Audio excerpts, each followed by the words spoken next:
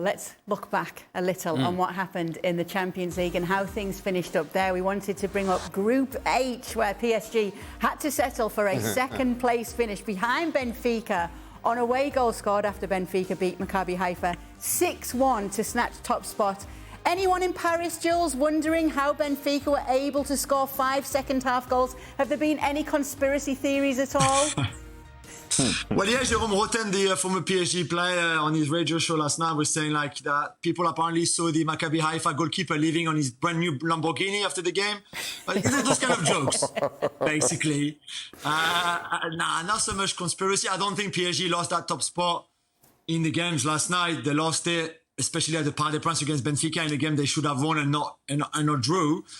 But apart from that, we have to say that Benfica deserve a lot of credit. They're a really good team. Roger Schmidt is doing a really, really good job. They're unbeaten in 22 games in all competitions.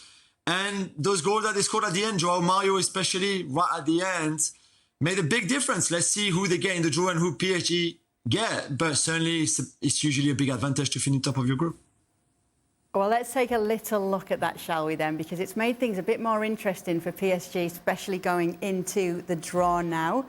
Just taking a look at the best possible draw for PSG according to Jules. So we asked you for your most desirable and least desirable, Jules. Talk us through this.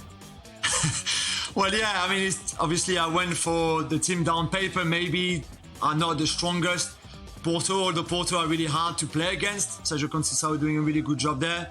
Spurs, very underwhelming this season so far under Antonio Conte, despite obviously doing well in the Champions League and in the league still.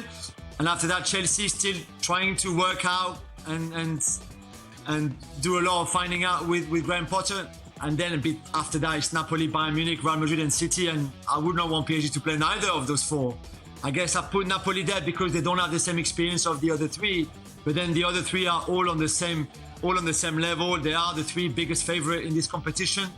So if PSG were to play against either Bayern, City or Real Madrid, I think that would be a hell of a task, really. So I'm really hoping for one of the top two. Porto would be my absolute best, please. Porto, PSG. Could be a bit of wishful thinking for Jules. You never know. You never know what's going to happen in the draw.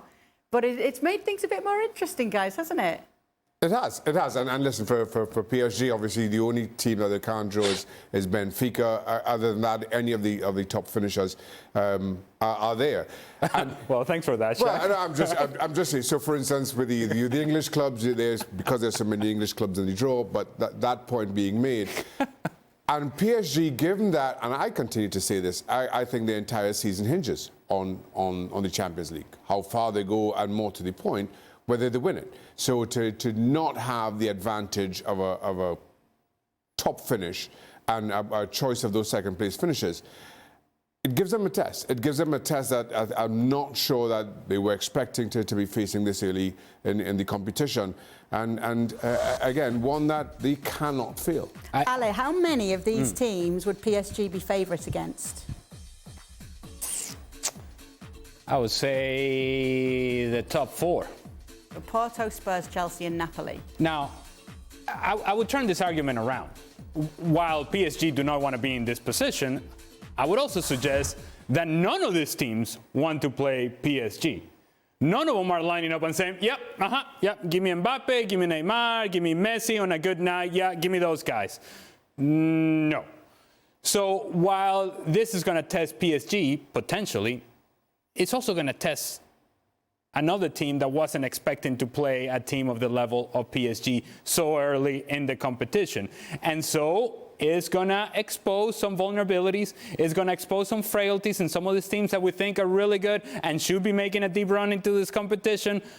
PSG is a scary team to play against because their talent level and talent potential is as high as anybody else's in the world. Now, whether they're able to meet up that potential, whether they're able to realize that potential in this competition, that's a big question. But if they do, if Mbappe's having a great night, if Neymar is having a great night, if Messi's having a great night, nobody wants to play PSG because they're unstoppable.